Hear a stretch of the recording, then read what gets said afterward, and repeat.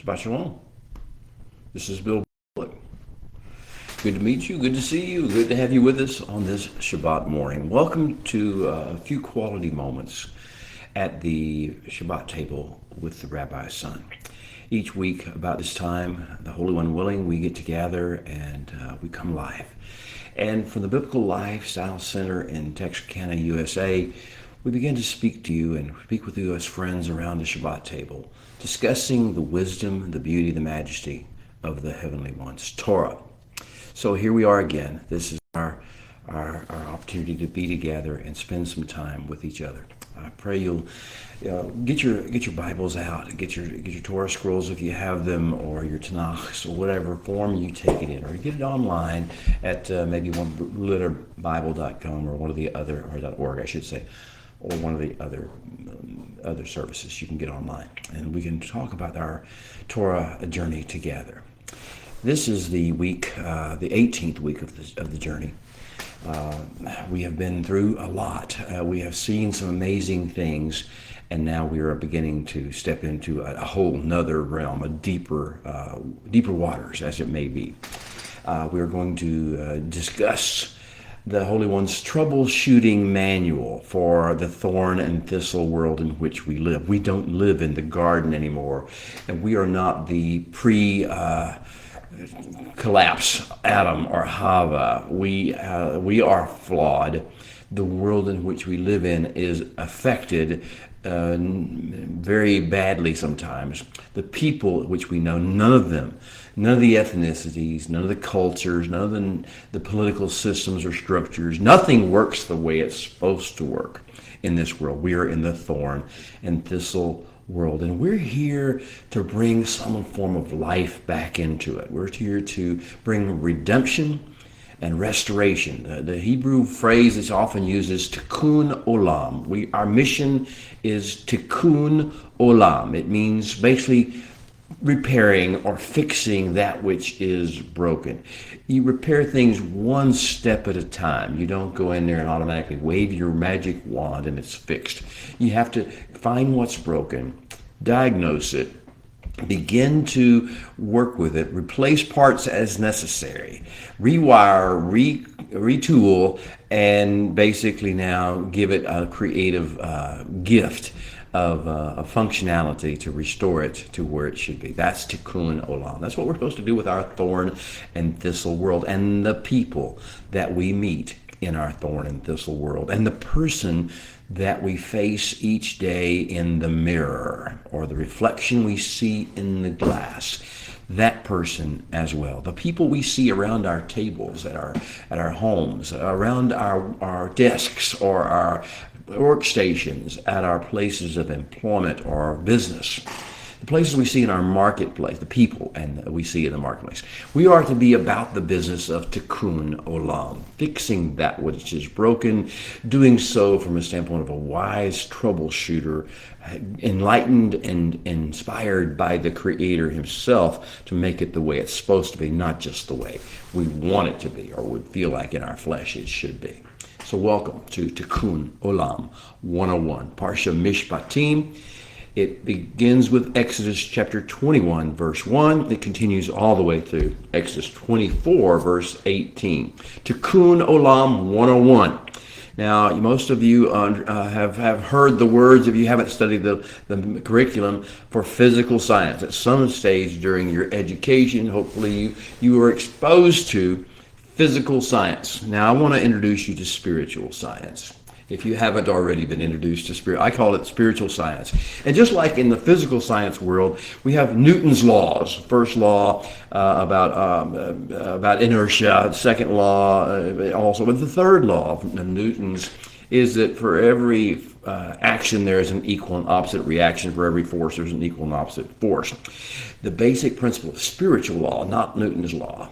This basic principle of Tikkun Olam 101 is that for every problematic situation that fallen man can create or has created, the Holy One provides a pathway that leads to redemption, restoration, and renewal. I want to kind of repeat that or rephrase it a little bit so you understand. The first law of spiritual truth, the first law of spiritual science Tikkun Olam 101 is that for every problematic situation that fallen men can create, the Holy One provides a pathway that leads to redemption, to restoration, and to renewal. That's good news. That is even better news because we are called not only to experience it in our own lives, but to embrace it as a lifestyle and release it into other people's lives.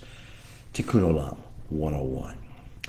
Well, Parshat Mishpatim, as I've mentioned, takes us into deep waters, the deep waters of spiritual science, the deep waters of neshama activation, the eternal spirit within us, not the flesh, not the pseudo-intellect, not the knowledge base or the information status, not that. The part of us that the Parshat Mishpatim is designed to awaken and activate are the deep waters of neshama, emergent spirituality, that which from the beginning of creation God breathed into Adam in Genesis 2:7 and made him a nishmat hayim, a neshama of life, a carrier, a vessel of life, health, and peace to the world. Now, this deep waters of neshama emergent spirituality, of spiritual science, tells us that we have a problem to begin with. That we should recognize that we don't live in an ideal world. We don't live in the Garden of Eden. We don't live in a situation where we should expect or can expect the people around us to do what they say they'll do, or to act like we think they should act, or to respond the way that we think they should respond to truth or wisdom or kindness or any of those things. We live in this horribly fallen world, and the ecosystem of earth, of the space of heavens, for that matter, the entire created ecosystem is reeling, is groaning under the terrible impact of Ra. King James Version calls it evil. Shakat, King James Version calls it corruption. And Hamas, the King James Version calls it violence or cruelty. We are reeling. The creation ecosystem, the continents, the physical spaces of earth, the hillsides, the valleys, the fields, the orchards, the vineyards, the oceans are all reeling under this infection of Ra, Shakat, and Hamas. Now, that's what we face. That's the world in which we are deployed to become light and salt and to have awakened spiritual science principles. That's Tikkun Olam 101. Now, the idea of knowing where we are and knowing how we're assigned to respond to that, not to judge it, not to criticize all the people that are doing wrong, not to somehow set ourselves up and hold our nose and say we don't want to be any part of that and those people all should be burned up and there should be another flood or there should be a great fire release from heaven. That's not who we're here to be, and that's not what we're here to do. Instead, we are to get a vision for may your kingdom come, O Holy One. May your kingdom come and may your will be done on earth as it is in heaven. This Tikkun Olam 101 is getting that vision, getting that sense, and getting the willingness to understand that there are serious implications, practical implications to us praying, may your kingdom come. May your will be done in every of these situations on earth as it is in heaven. That's what Tikkun Olam 101 involves. Now, Parshat Mishpatim, the 4 chapters basically that we're going to be reading, or we have been reading this week, and that will kind of guide our way into next week. Parshat Mishpatim, Exodus 21:1 through 24:18, consists of basic 2 units. The first unit is what I call the Mishpatim discourse. This is divine creator speak. This is all creator speak from Exodus 20 verse 1 through Exodus 23:33. It's all creator speak. It's all this beautiful vocalization by the designer of the universe, by our Redeemer, who took us out of bondage, by the one who says we are his people and he is our God. His voice is speaking during this entire time. It's not Moshe's laws. This is not some form of legal system or legal code. This is creator speak. This is like light be come into, and this is the Holy One's hypotheticals There's actually 26 more or less hypothetical situations he throws out. You might think of it if you're in like math or arithmetic from grade school, you might think of it as word problems. He's going to put out 26 or more hypothetical situations. Call them word problems if you wish, that he wants us to process through with him so that he can renew our minds. Now, and prepare us for our mission, our Tikkun Olam 101. It's the course of study. It's a sequential training program, part of a bigger sequential training program. But this first unit of the Parsha Mishpatim is the Mishpatim discourse, 21 verse 1 through 23:33. Now, I will warn you in advance that the things in these 26 hypothetical word problems that he throws out to us are not something that has been experienced by the group of people at Sinai. As a matter of fact, they're hypotheticals. They're what would you do if? What do you think the Holy One would want you to do if? What would the kingdom of heaven require if heaven came to earth? If we prayed, may your will be done, may your kingdom come on earth as it is in heaven. That's what this Mishpatim discourse is all about. And if you see it that way, you understand it's not law. It's not something you have to fulfill. This is a way of learning to reprogram your mind to think like he thinks, with bigger picture, bigger perspective, greater cross-generational, transnational viewpoint and perspective on what needs to be done for the greater ecosystem and for the species of mankind. That's Unit 1, Mishpatim Discourse.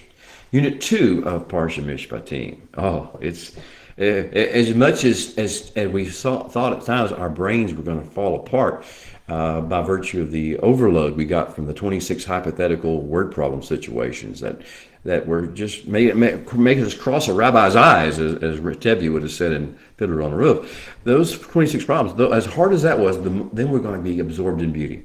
We're going to get Unit 2 of Parsha Mishpatim, chapter 24, verse 1 through 18.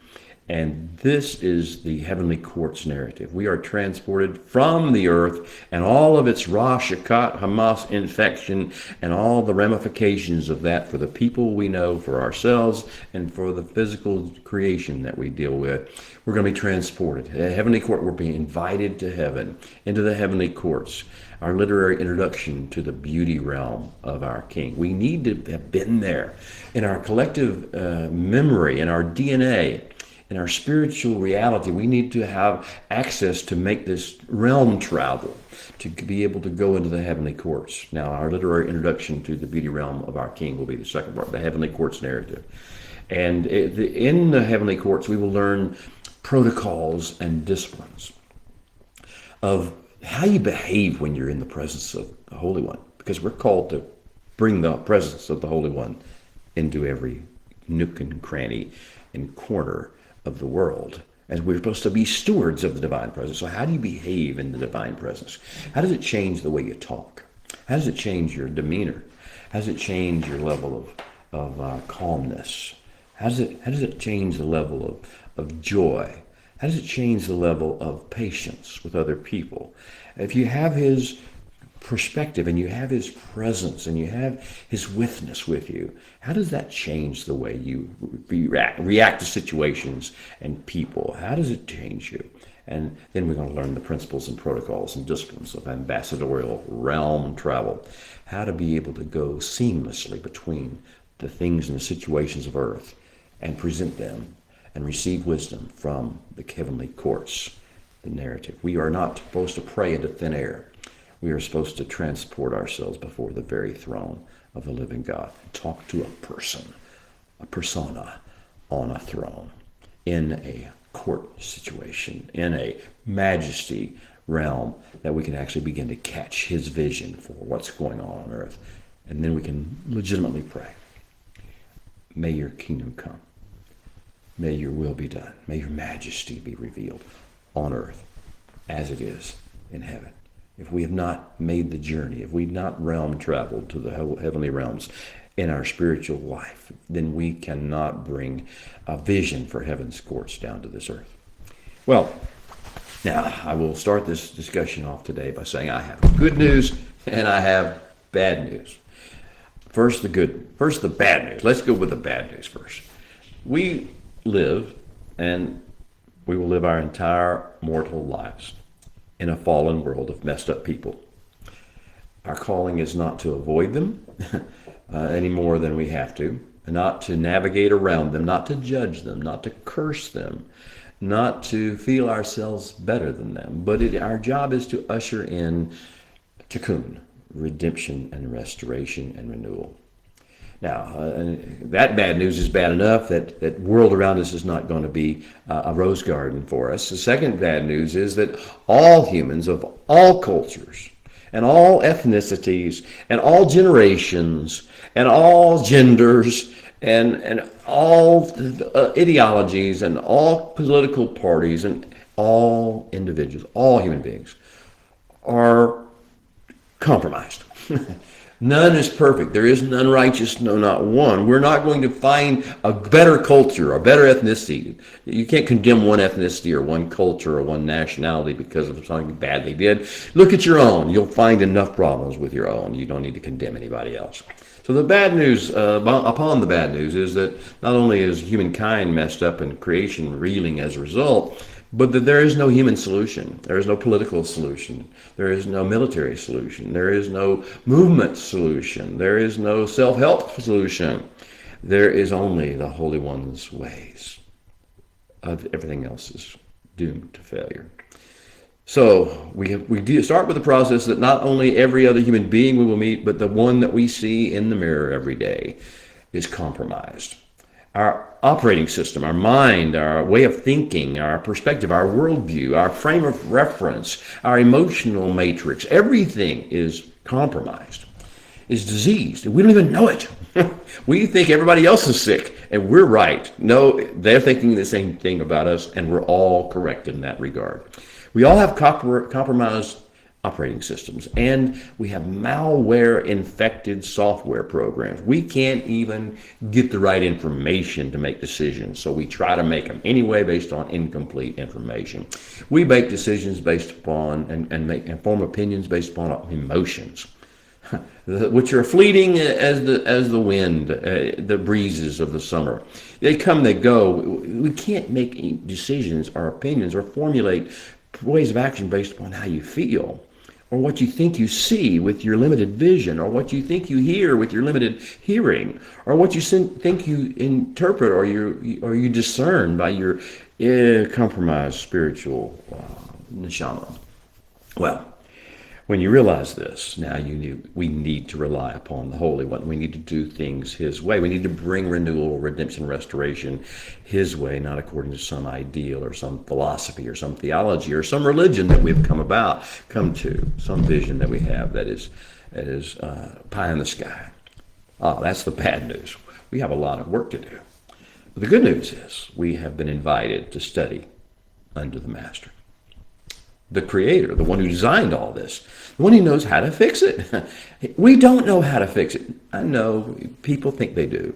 You probably have thought you did, but then you tried it and you messed it up worse than it was. But we have been invited to study with the Master under the system designer's tutelage. We have been given free access to his brilliant mind, his database of wisdom and perspective. We have been given license in that regard to activate and apply backdoor drafting and system restoration programs that he designed before he made the world to fix the world whenever it malfunctioned, and to fix humanity when it malfunctioned, and to fix creation and its ecosystem whenever it malfunctioned. Well, back to the bad news. Rosh Hashanah and Hamas are doing a number upon humanity and the world, our families and our communities, our ecosystem, our nations, our cultures will all be adversely affected by the opposite of what the Aseret HaDibrot, which is the 10 words we learned about last week in Parsha Yitro, Exodus 20, the 10 basic declarations of who we are called to be and who mankind can be to live its best life. The opposite of that is what Rosh Hashanah and Hamas have been taking us into, and our families and our communities. and our ecosystem and our nation and our culture are all suffering the effects. Now, what happens is that as opposed to the Holy One, the creator of the universe, the redeemer of mankind, being known and considered as God by all, people have created and accepted and are doing it every day, creating and accepting for themselves all other kinds of gods, all other supreme authorities, all other priority systems, all other valued things. We value everything but what the Aseret HaDibrot told us. Number one was, I am the Holy One, your God. Yeah, and I delivered you, so I do not have any other gods before me. We violate that every day. People around you are violating that every day because of Ra, Shakad, and Hamas. Well, we are going to start with that process then. If we are his people and he is our God, whose ways of doing business, of fixing the world, will we follow? It's a simple answer. It's not so simple in practice, but it certainly is in theory. We are his, so we will do it his way. Now, he has given us the Torah, his instruction manual for life on planet Earth, for human beings to live their best life. He's given us this Torah. It is not a book of proverbs or wisdom sayings that you can just open and flip the pages and find something nice to say, nice out of it, like you would like the book of Proverbs or maybe a book of Psalms, something to inspire you for the day. Torah is not like that. Torah is not a random collection of wisdom sayings or proverbs or inspirations. Torah is a brilliantly designed, immaculately ordered, sequence by sequence training manual for life on earth. A playbook for redeemed families. Families that have been specially appointed and deployed among the nations of this world in its fallen state as ambassadors of heaven's kingdom, the kingdom of heaven, as heralds of the Holy One's plans and will, as models of his more excellent way, as vessels of his tikkun, his redemption, restoration, and renewal strategies. That's what Torah is all about. So take it in its context. Context is critical. Now, creator speak is the foundation stone, is the great capstone of Torah. And creator speak began with the song of creation when he said, "Let there be yehi or, let there be light," and carried forth saying after saying after saying, according to the days of creation. It's a creation song, and the first creator speak we heard was that. Upon that, then he built the covenant sayings, the covenant stories, the breed he made with the covenant he made with Noah, the covenant he made with Avram. These covenants now become vessels. The portals of creation speak into the world, the ways in which the kingdom is coming from heaven into earth. He is realm traveling into our world through the parameters of the covenants that he made. It's actually one covenant, but he does it in many forms with different people. So we have the creation song introducing creator speak to the universe. And then we have the Brit being the channel or the portable. When you turn your radio, you find a certain channel or a station that you want to listen to. Well, this is a Brit. This is the kingdom radio.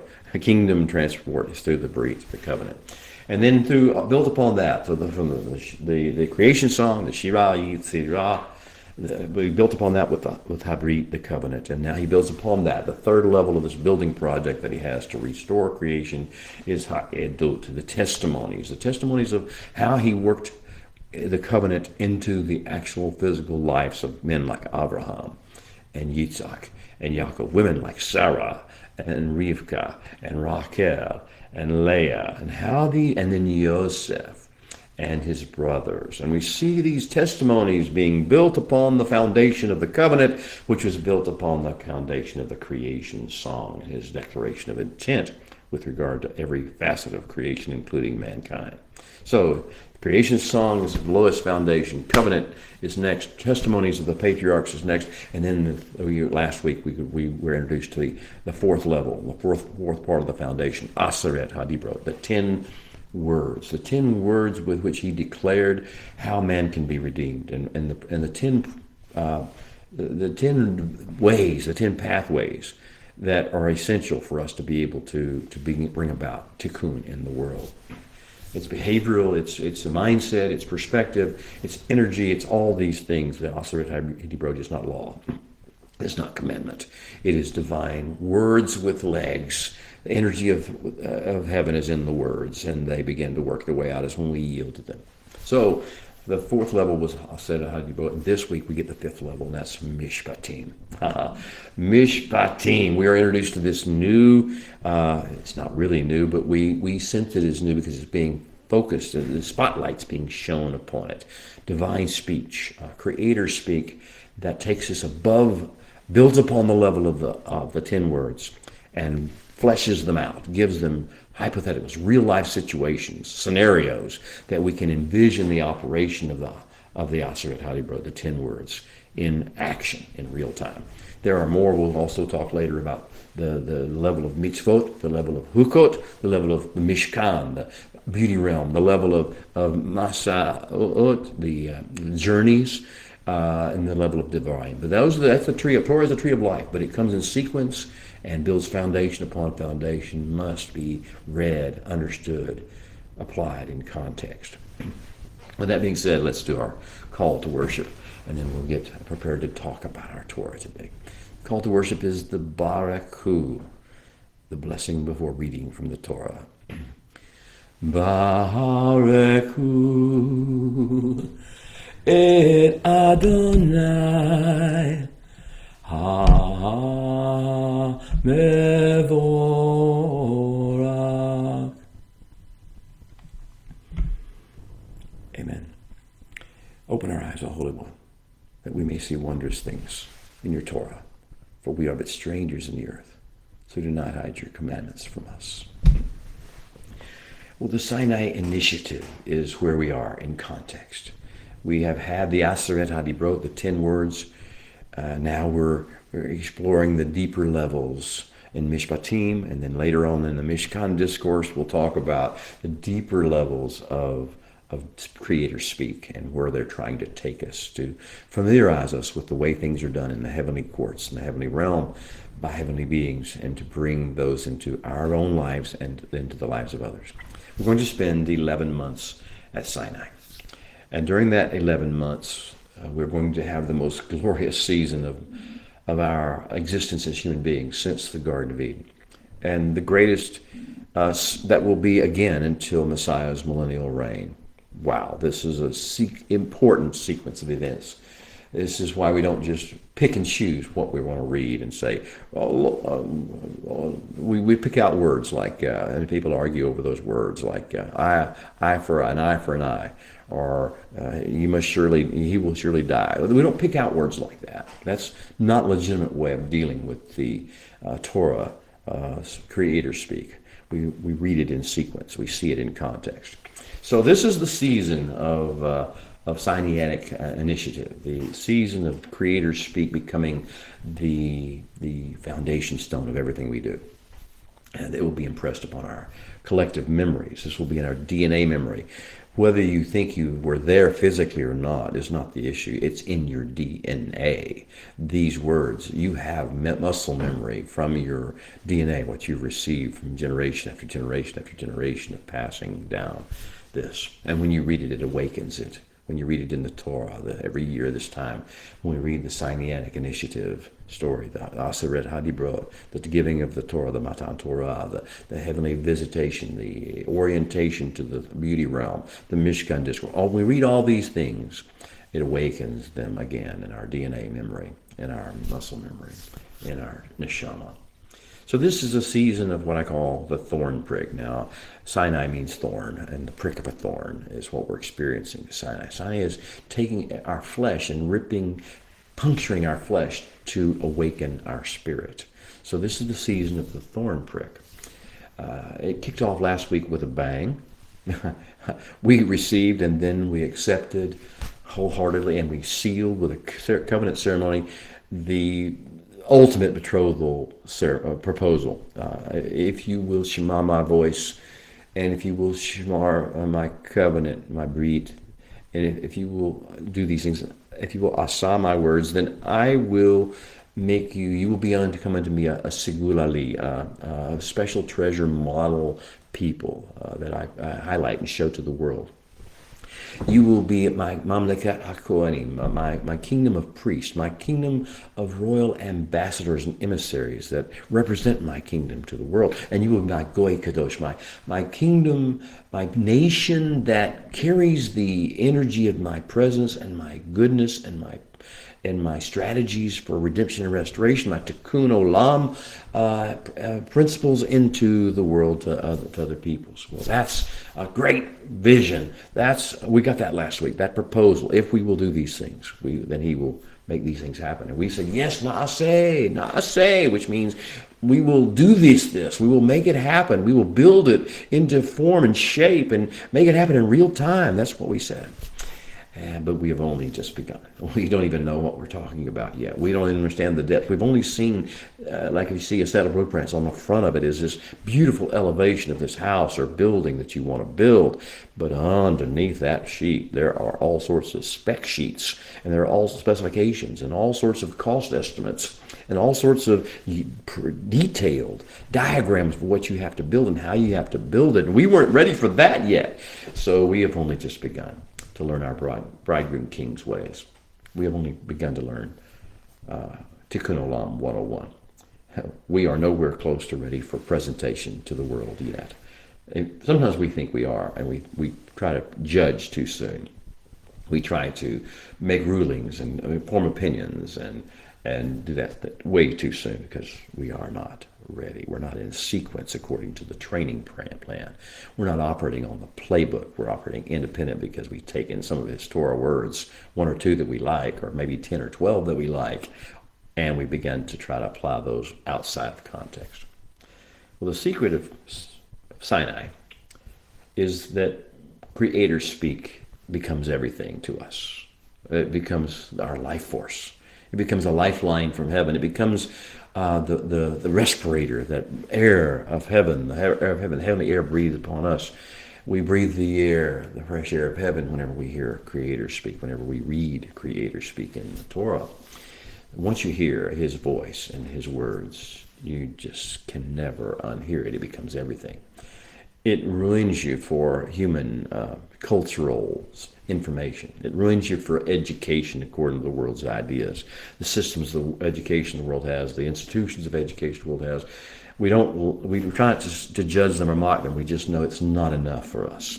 We must go deeper. Same thing with regard to the institutions and ways and thoughts of theology that men produce, the books that they write, the teachings that they do, the things they project. No, the theology is not enough for us. We have to have Creator speak. Ideology, politics, philosophy, these things are never going to be enough to energize us.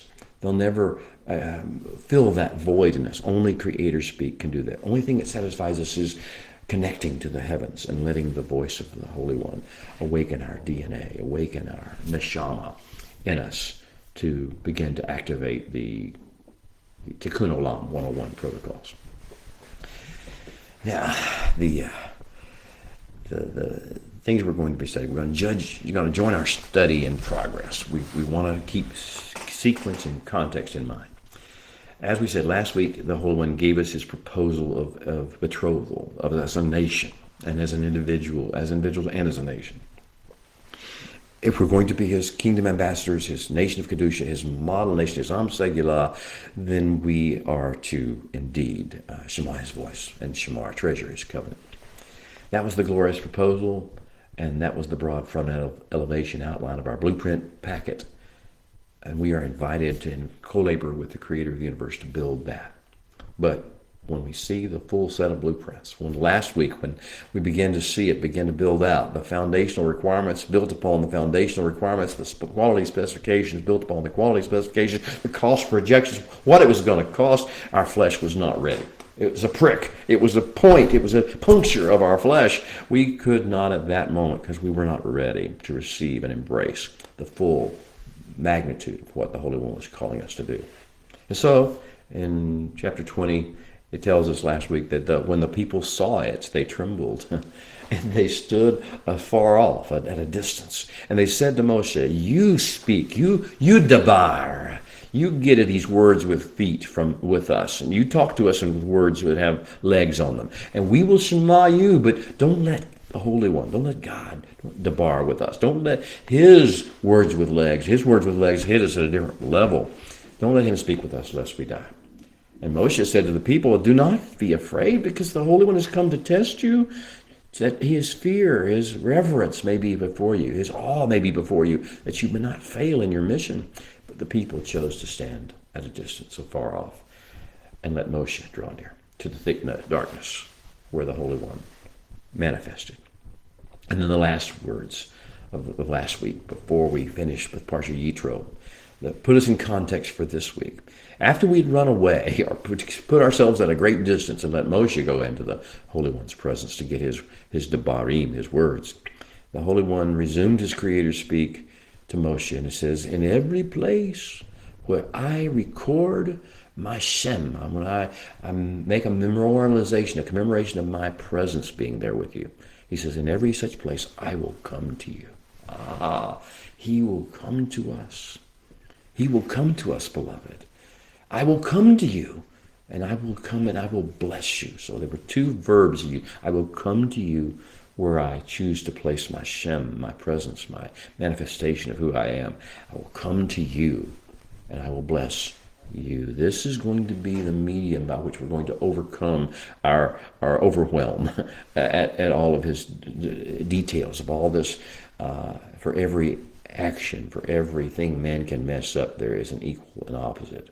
Actually a transcending spiritual tikkun olam strategy. He will come to us, and he will bless us.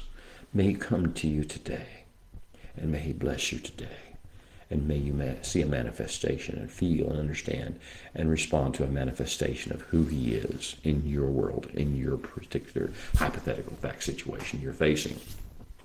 Now he went on in last week. And if you make me a mizbeach avanim, if you make me an altar, he didn't tell them to do it.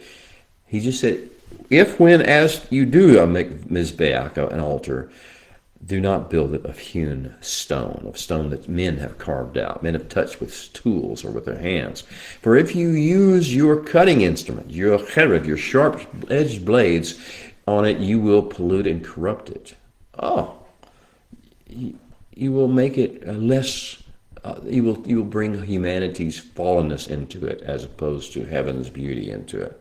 Now, we're going to, in chapter 24, in Parsha Mishpatim, at the very end of Parsha Mishpatim, in the second unit about the beauty realm.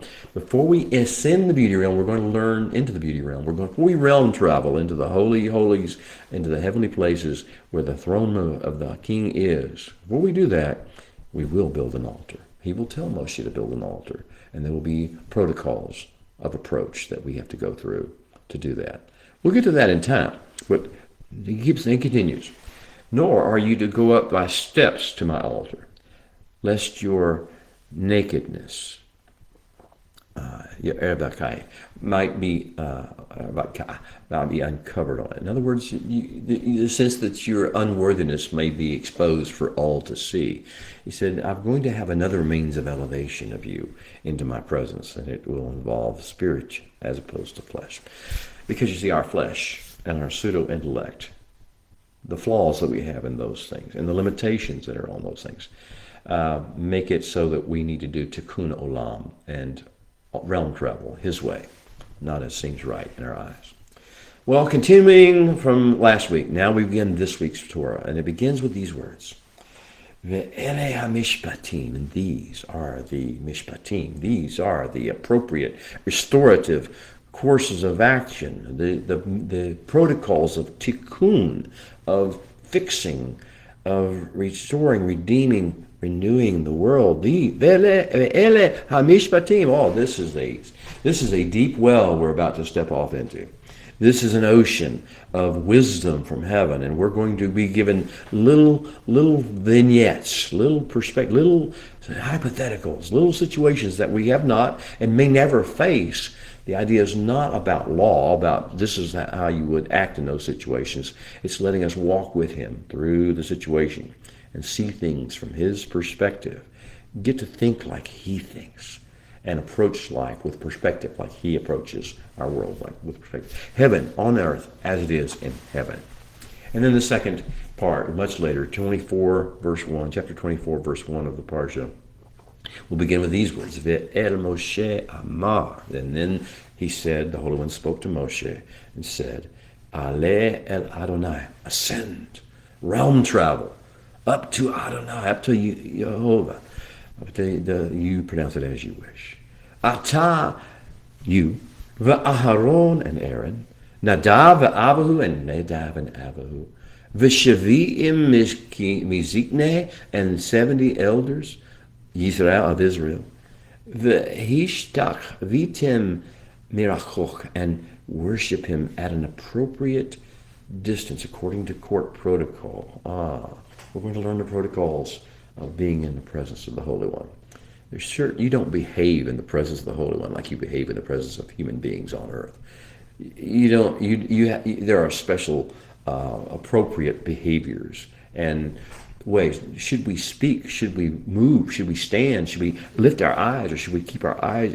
These are the protocols we'll have to learn. We have to learn to let him bring us up in accordance with his call, as opposed to us rushing into his presence and exposing our unpreparedness, exposing our nakedness, as it were, as he talked about last week.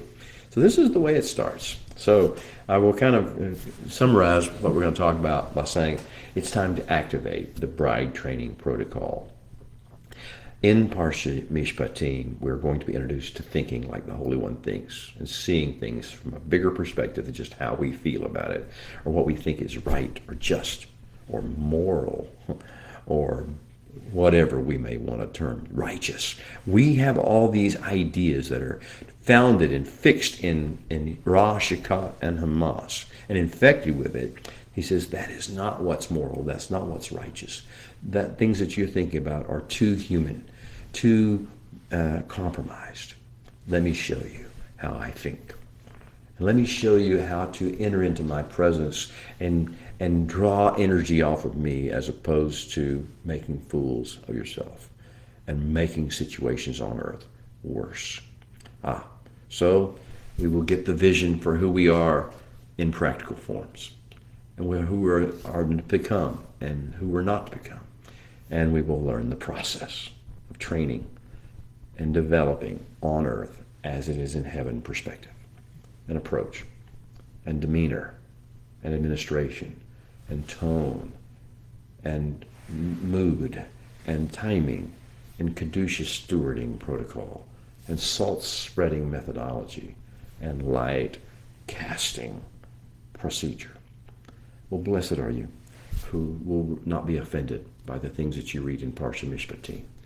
Blessed are you who will not try to take them as some form of laws you're supposed to obey, but will see them as an introduction to thinking the way the Holy One thinks and approaching life with a heaven to earth perspective, on earth as it is in heaven. Leave a note, let me know you're here, and anything you would like me to talk with you about or pray with you about. Anything you'd just like to say. I'd like to pray over the places you are and the names that you put down on the sheet in the comments section. If you want to dig a little deeper before you go into your Shabbat gathering, or you spend the rest of your Shabbat at home studying, you can go to the Rabbi Sun webpage. You go to biblicallifestylecenter.org, and you go to the Rabbi Sun page, and you go to the archives. They're all free.